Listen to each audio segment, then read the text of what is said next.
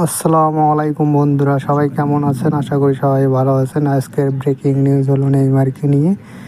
আপনারা যদি আমাদের চ্যানেলটায় নতুন হয়ে থাকেন তাহলে আমাদের চ্যানেলটা অবশ্যই সাবস্ক্রাইব করে দেবেন, আর ভিডিওটা ভালো লাগলে লাইক করবেন অ্যান্ড শেয়ার করবেন। তো বন্ধুরা, আজ চলেন যাওয়া যাক মূল পয়েন্টে।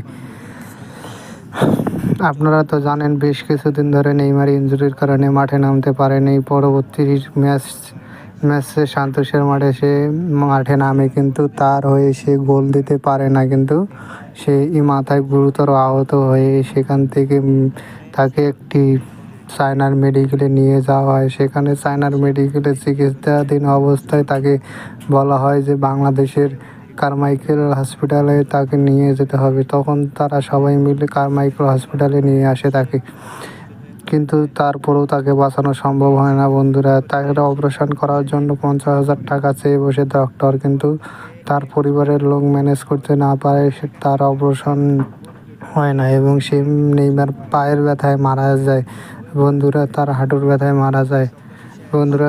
যা পারেন বন্ধুরা নেইমারের পরিবারকে সাহায্য করেন।